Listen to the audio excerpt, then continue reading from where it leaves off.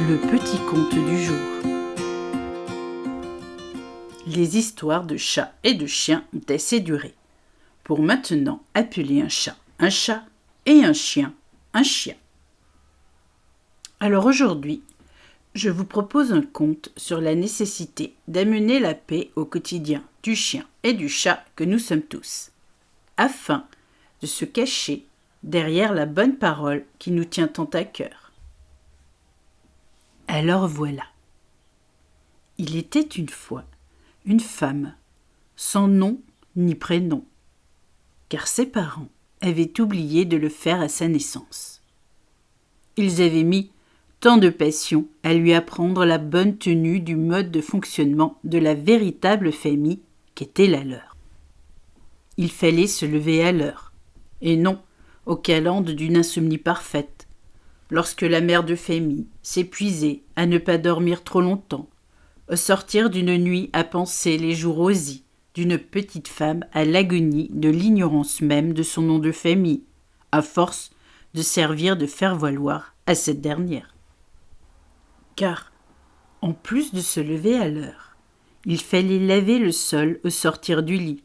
En effet, la poussière et les immondices peu voyantes du marchand de tapis usuel pourraient annihiler une éternité de bonne prestance ménagère, face au regard de la femme ou de l'homme de passage dans la maison. Mais ce n'est pas tout. Le repas devait être fait avec amour pour chaque membre d'une tablée pourtant aussi silencieuse que la mort au moment de déguster le plat familial si complexe et simple à la fois. Car la carotte, le bœuf et la salade mêlée aux agrumes maison ne devaient jamais être trop éparpillés sur une assiette aussi propre que le sol, sans poussière ni déchets divers à constater. Mais que pensait donc cette femme ?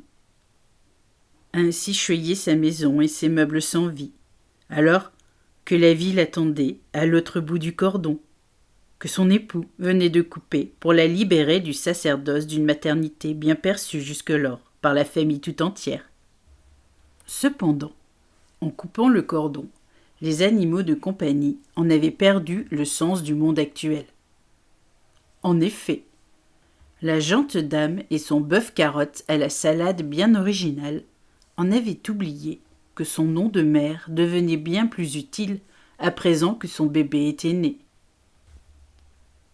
Mais comment lui dire que son chien et son chat avaient un prénom, et non son enfant ? Pourtant, elle le berçait nuit et jour, sous le soleil et la lune enchanteresse du soleil levant, pour ce petit être sans nom de famille ni prénom. Car, en omettant de lui octroyer le droit d'être prénommé, le jeune nouveau-né ne pouvait prétendre à l'étendard d'une famille digne de ce nom. Mais comment faire pour raisonner cette femme ? Aucune idée ne me vint à l'esprit, à part peut-être celle de faire intervenir son époux. Celui qui était devenu père en coupant le cordon pour séparer l'idée de Fifi à sa maman. Mais, en faisant cela, il ne se rendit pas compte que son épouse redevenait inerte de sentiments à son égard. Car, de bien évidemment, elle ne l'avait pas désiré cet enfant. Mais une bonne mère de famille se doit d'être mère, in fine. Mais alors que faire ? Si la mère veut être mère sans être prête à le devenir, alors que notre petit bout de bonne femme attend d'être prénommé pour la vie.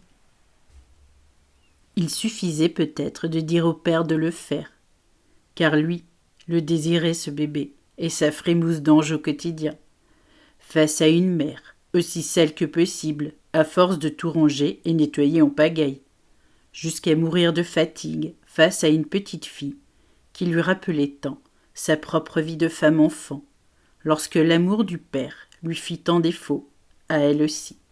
Mais ce n'était pas le père, là, qui manquait d'amour à donner, mais la mère, qui donnait son seul amour pour elle-même à une lessiveuse en marge du séchoir inutile, à force de fonctionner en non-stop sur son ménage, pourtant si parfait. Il fallait que quelqu'un interviennent de toute urgence. Et c'est ce que fit la belle, et quelque peu folle de joie à l'arrivée de son petit ange de nouveau-né, une grand-mère, bien au fait des troubles de sa fille au sujet de l'amour du père manquant. « Tu sais, ma fille, tu n'es pas en peine, car tu as trop peu dormi d'une natalité bien incompréhensible pour toi.